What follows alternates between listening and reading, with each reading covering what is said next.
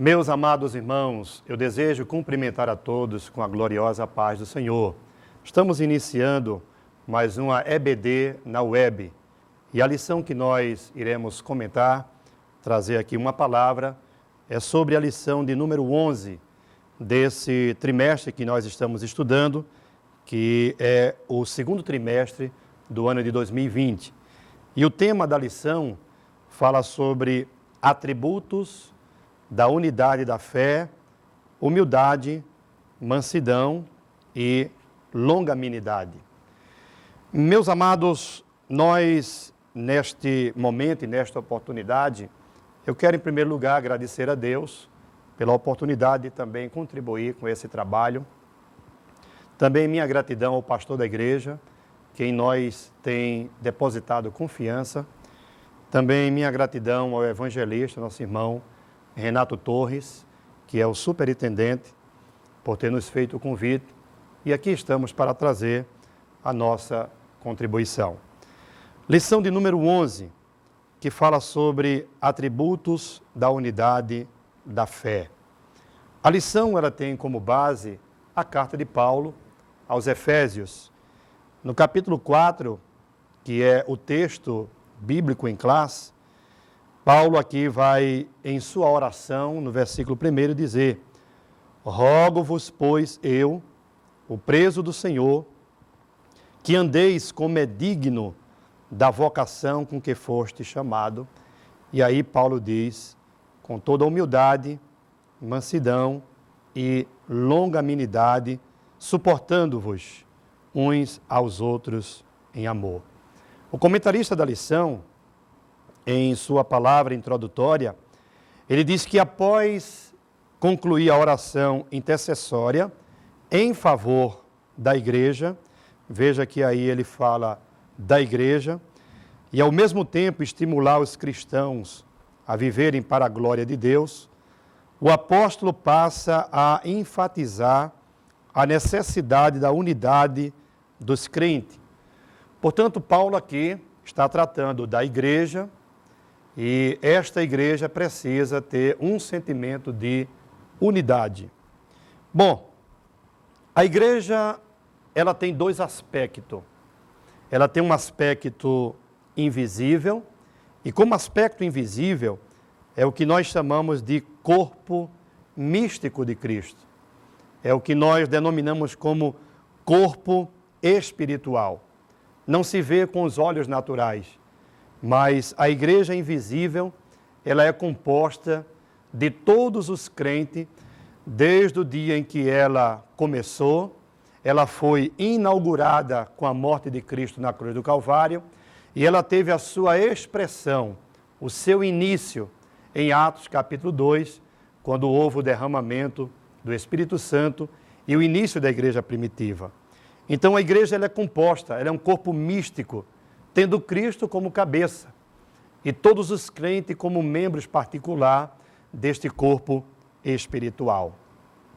Mas a igreja como parte visível é o que nós chamamos de a reunião dos crentes, é o ajuntamento para adorar ao Senhor, de crentes salvos, de crentes remidos por Cristo, seja esta reunião para congregar em um templo, como é de costume que a gente faz, ou em algum local que se determina para adorar ao Senhor.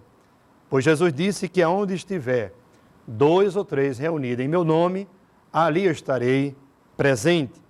Então, para essa experiência de reunião, de adoração, de convivência, para professar a fé em Cristo, para ter comunhão um com os outros, para a ministração da palavra, para a exortação, para a edificação, enfim, para a adoração a Deus, é preciso que essa convivência, essa reunião e essas pessoas não seja somente um mero ajuntamento de pessoas, mas que seja uma convivência em unidade. Mas que unidade é essa que Paulo e a Bíblia ela quer falar? Paulo fala de uma unidade numa mesma fé, no mesmo sentimento, no mesmo propósito. Paulo vai escrever em sua carta, em 1 Coríntios, capítulo 1, e o versículo 10, aquela igreja que já estava passando por um processo de divisão e de dissensão. Uns diziam, eu sou de Paulo, eu sou de Apolo, eu sou de Cefas. Paulo, para corrigir isso, ele usa até o mesmo termo que ele usa em Efésios 4:1, que está na leitura bíblica em classe. Ele diz, rogo-vos, ou seja, eu peço.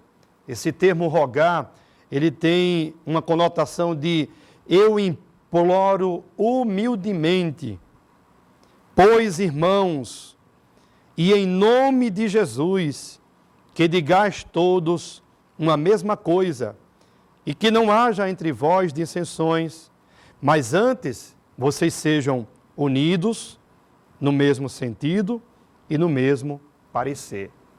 Assim sendo, meus irmãos, a lição que nós estamos estudando propõe 3 virtudes básicas. Evidentemente que não são só essas, mas essas são as que estão sendo estudadas nessa lição. E quais são essas virtudes básicas para a unidade da igreja? É o que está no tema: humildade, mansidão e longanimidade. O comentarista, ele divide a lição, como sempre é feito, em 3 pontos. O primeiro ponto, ele vai falar sobre essa primeira virtude, que é humildade. Ele coloca, para haver unidade, é preciso humildade. Considerando, meus irmãos, que quem trabalha em nós e por nós é o Espírito Santo de Deus, então, ser humilde é se permitir que o Espírito Santo trabalhe, desenvolva em nosso caráter a capacidade de pensar e de agir de forma humilde. Por que primeiro pensar? O homem age de acordo e segundo os seus pensamentos. O homem exterioriza, ele tem os seus atos baseados em suas crenças. Então, primeiro o Espírito Santo trabalha em nós esse sentimento para que a gente aprenda, ao pensar, agir de forma humilde. Então, o comentarista coloca no segundo subponto deste primeiro ponto. Ele coloca, para os povos pagãos, a humildade não era uma virtude. Veja que coisa interessante. Pelo contrário, era considerado uma atitude negativa, era fraqueza de caráter e falta de amor próprio. Na vida de Cristo, que é humilde, aparece como virtude, pois ele não teve por usurpação ser igual a Deus, mas diz o texto de Filipenses 2, 6 e 7, mas aniquilou-se a si mesmo, tomando forma de servo. Então veja que nos primórdios, naquela época e naquele tempo, ser humilde não era uma virtude. Os povos e o que era cortejado era a forma da conquista pela força, pela violência, a brutalidade. Cristo cria, o Evangelho cria uma contracultura. E Jesus agora se coloca como modelo, como figura de manso e humilde de coração. A palavra humildade ou humilde, ela tem origem num termo em latim, que vem de humus, daí vem humildade ou humilde. Humus tem uma conotação, um significado de terra, de solo, de chão, como popularmente a gente conhece. Assim sendo, era tudo que tivesse pouca ou quase nenhuma altura. O termo significa pouca elevação, pequena estatura, abatimento, modéstia. Então isso traz um significado de que quem é humilde e quem age por humildade, ele não é elevado, ele não se sente à altura, ele age de forma humilde. Por isso que Paulo vai dizer, em Filipenses 2 e 3, nada façais por contenda ou por vanglória, mas por humildade, cada um considere, olha lá, os outros superiores a si mesmo. Assim, a humildade evita o pecado que Deus mais abomina, que é o orgulho e a presunção. Afinal de contas, foi por presunção, foi por orgulho que Lúcifer, o querubim ungido, foi lançado do seu posto mais alto que ele exercia. O orgulho, a presunção de querer ser até mais do que Deus. Tiago 4:6 diz: Deus resiste aos soberbos, porém dá graça aos humildes. Partindo para o nosso segundo ponto da lição, abordando também uma outra qualidade, uma outra virtude, o segundo ponto diz assim: para haver unidade é preciso mansidão.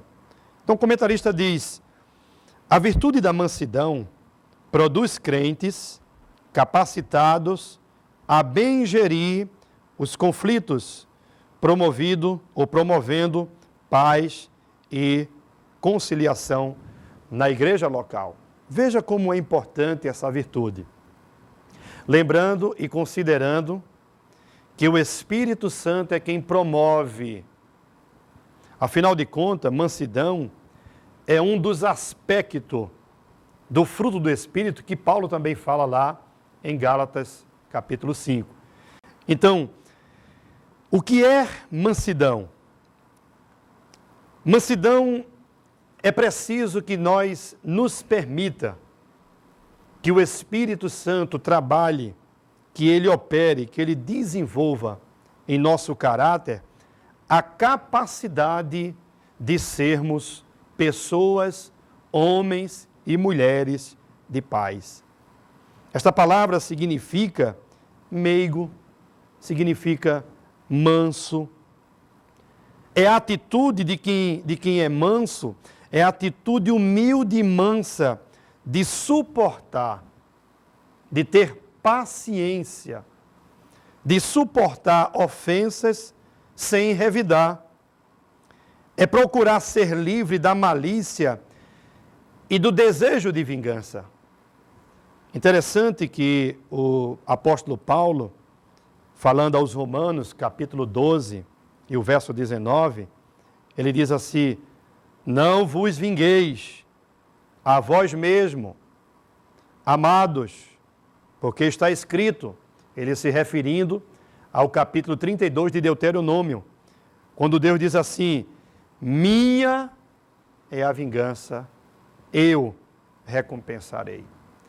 Paulo também vai dizer em Romanos capítulo 8, lá pelo verso depois do 33, quando Paulo diz: que diremos, pois, a estas coisas?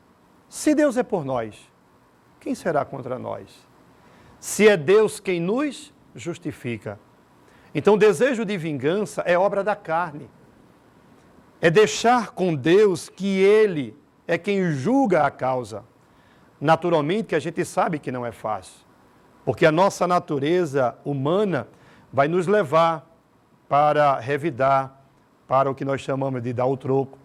Mas se nós confiarmos em Deus, cumpre-se o que a Bíblia diz: minha é vingança, eu recompensarei.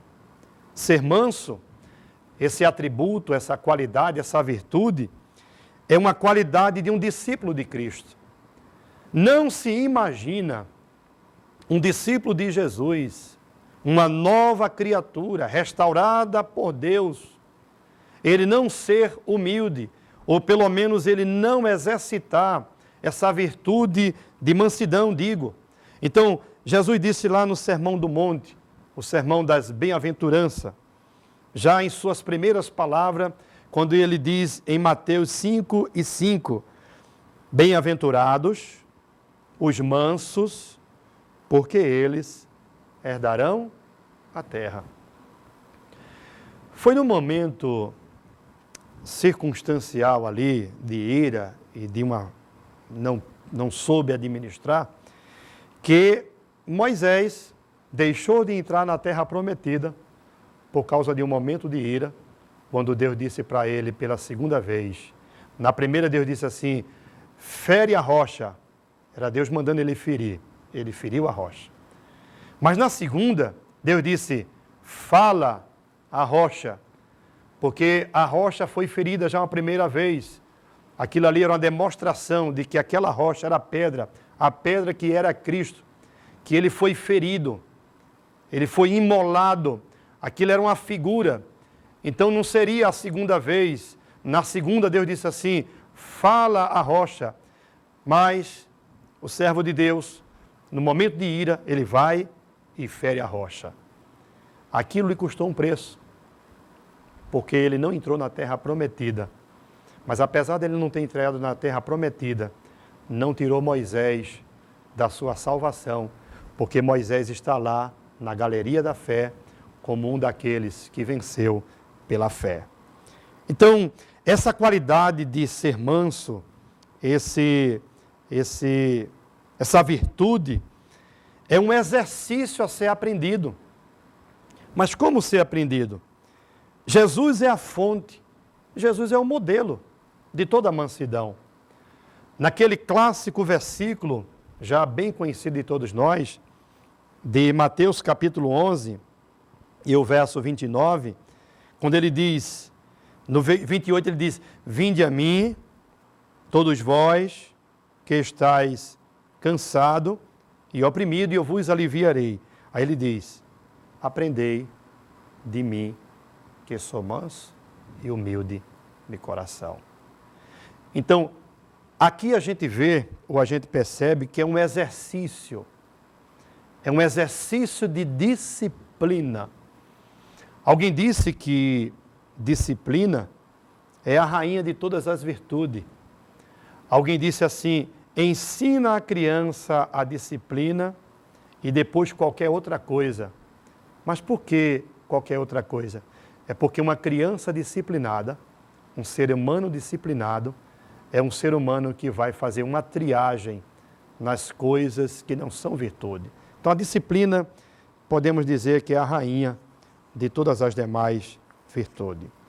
Por último, terceiro e último ponto, para haver unidade, é preciso longanimidade para o exercício do perdão.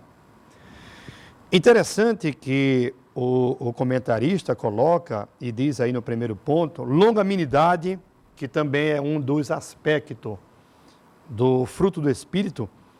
Ele diz que tem um sentido de paciência, tolerância, constância.